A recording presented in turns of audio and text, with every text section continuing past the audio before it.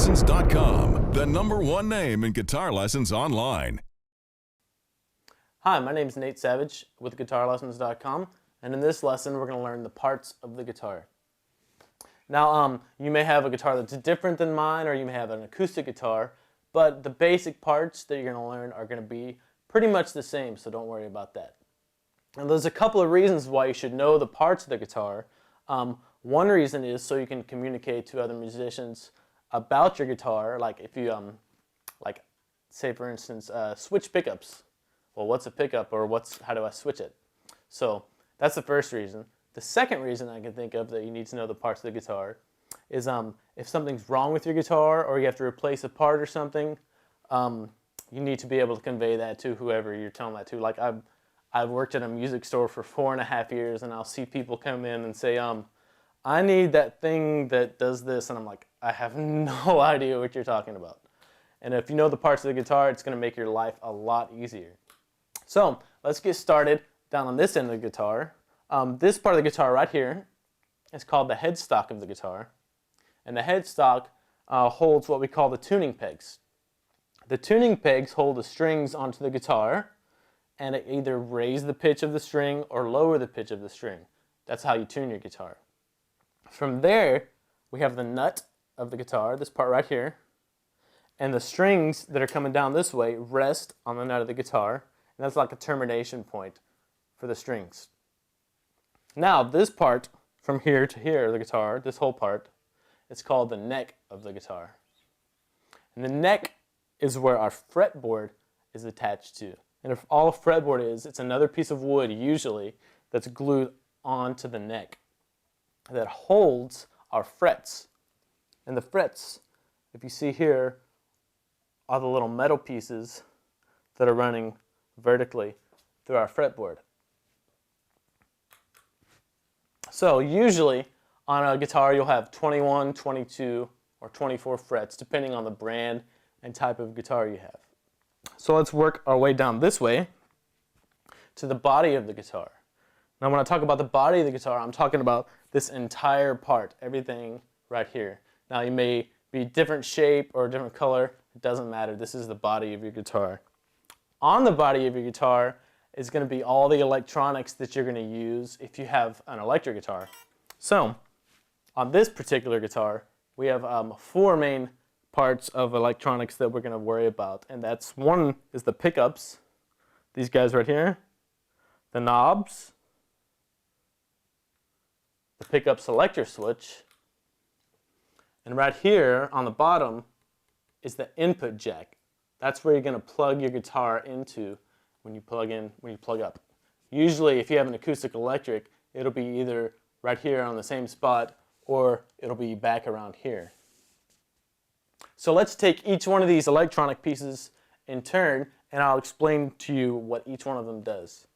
Our pickups are basically like a microphone. If you're singing a song through a microphone, through a PA or something like that, your voice would be the strings, and the microphone would be the pickups. Now your guitar may have 1, 2, or 3 pickups, and you may have what we call humbucking pickups, which are something like this, where you have 2 coils like this, or you may have what we call single coil pickups, where you just have 1 individual pickup. So the next thing you're going to look at is the knobs of the guitar, and generally on a guitar you're going to have 2, 3, or 4 knobs. This particular guitar just has 2, a volume and a tone, and the volume is just that. If you turn it all the way this way, it's off. If you turn it all the way this way, it's going to be all the way on.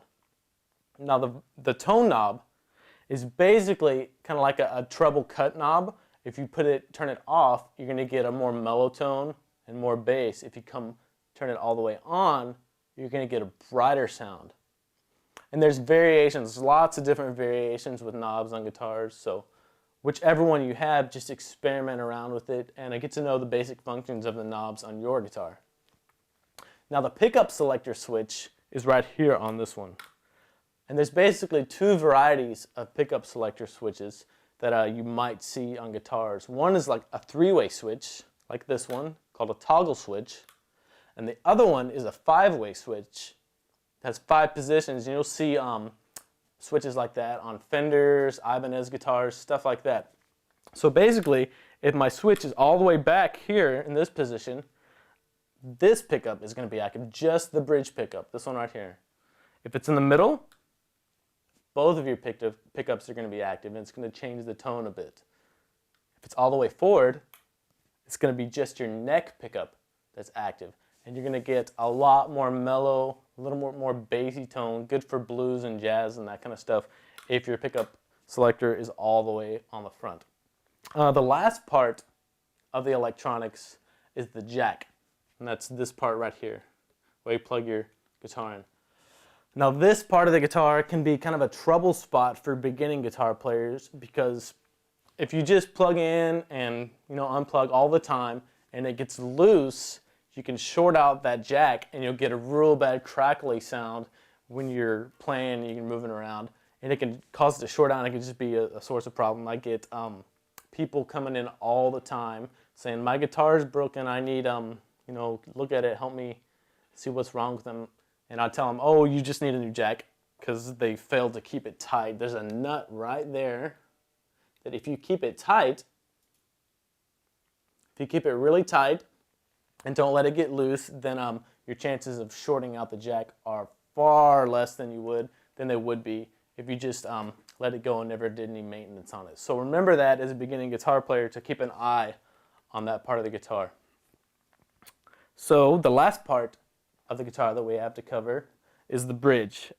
The bridge on this guitar is a stop-till bridge, and there are a couple of other different kinds of bridges on guitars. There's basically three main categories that you're going to think about when you think about bridges. Stop-tails like this, tremolos, which you're going to find on a lot of Fender or Ibanez guitars with tremolo bars or whammy bars. And the last kind is a Gibson Tune-o-matic style bridge, and all that is the strings come over a bridge, and then there's another tailpiece behind it that hold the strings and anchor it down to the body. And that's the three kinds of bridges that we have to deal with.